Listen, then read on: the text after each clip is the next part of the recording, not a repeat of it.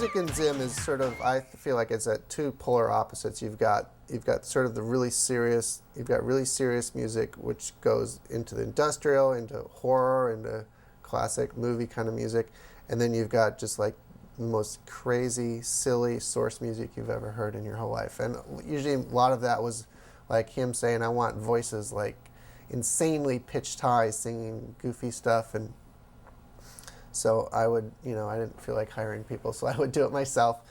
And then I would just pitch myself up like 12 steps. And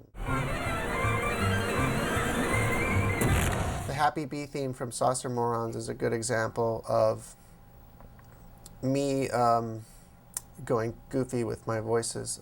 I'll play you the, what I'll do is I'll play you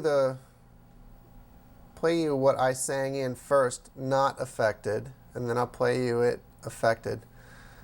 So here's my horrible voice before. And here's after. That's one. Here's affected. Unaffected. Affected.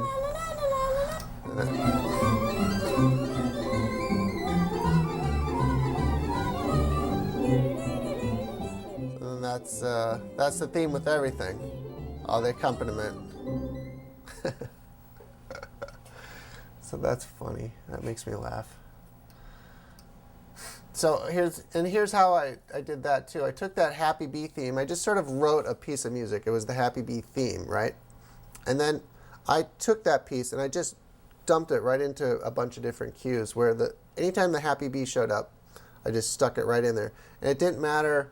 I didn't really care like where it landed or whatever. I just like the second we were done with the Happy Bee, it would just boom right on to the next thing. So here's a good example. Here's the second cue of this episode of Saucer Morons with that music in it.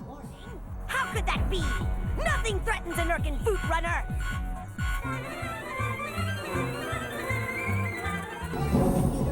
And then just cut right to Zim. And back to the bee.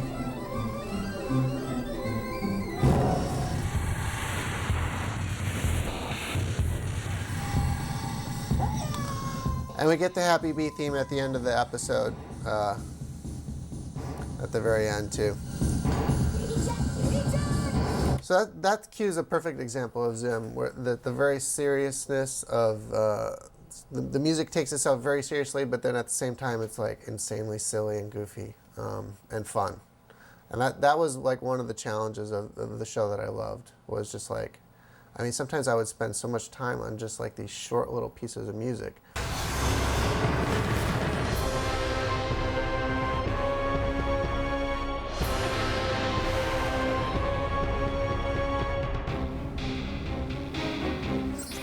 Technically, a lot of people are interested in like what equipment I use to do the show.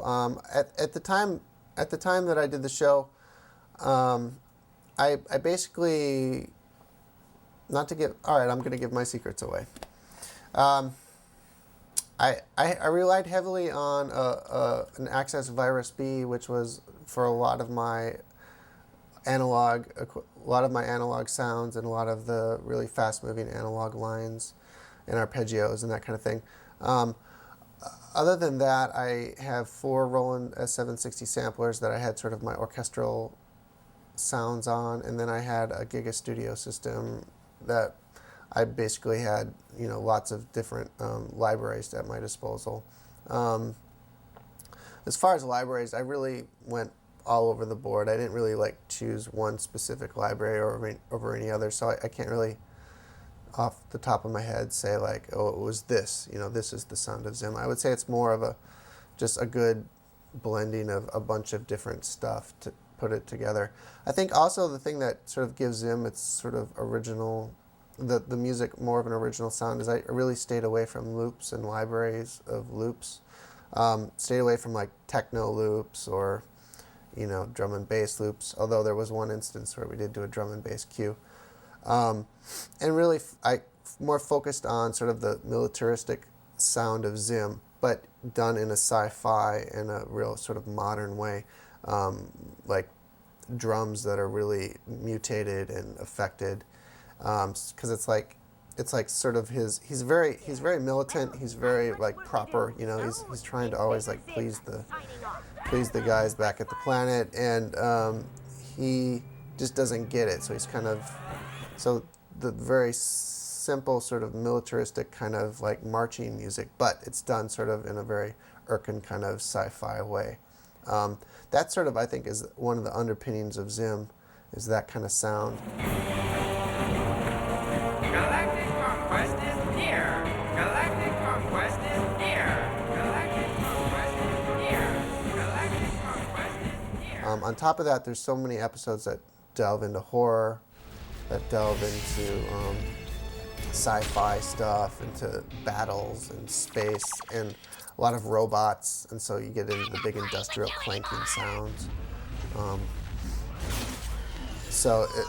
As far as the show in general, it just had really, I felt like it had a lot of, it really had a lot of space for me to creatively go in a lot of different directions. So what happens first is I get a video cassette from the post-production people, and it has finished video and finished dialogue on it, but that's it. There's no sound effects, there's no music, and there's a little bar on top which is called SMPTE time code. And I take that SMPTE time code and I basically kind of create like what I call a markers list, which just kind of helps me sort of, in my mind, get sort of an idea of what I want to do and sort of get my mind around all the different things that are going on in a particular scene, and then I figure out from there what things I want to hit with the music, what things I don't need to hit. And then I also figure out tempos from that as well. So as you can see here on my screen, I have a whole series of for this particular cue, which is in Saucer Morons. It's Escape on the Pig. And I have probably about 20 different things I wrote down, such as like cut to the squirrels, pig crashes through the trees, dad snatches baby just in time, girl pops up in water, Zim screams. Of course, Zim always screams, but that particular one was interesting. Cut, happy bee music, huge hit, bee hits pig. So that's kind of what I do first, and then from there I, based on the notes that I get from Jonan and from spotting the episode and talking about what we're going to do in a particular scene, I go ahead and start composing it. This cue, 5A M8, Escape on the Pig, I chose to kind of have up and ready so I could show you sort of how I go through it. Basically, I figure out my start point, which is right here where we realize Gur is not the government dude. And so I probably start like with an atmosphere. I'll like maybe pick something like this, and then I play that in on the keyboard, and then I add a choir crescendo to it. If I can get that up here. It's real subtle. Comes the choir. And then add sort of a synth effect and like a horn rip. And there you got it. Bunch of layers. And then the percussion starts to come in here a little bit.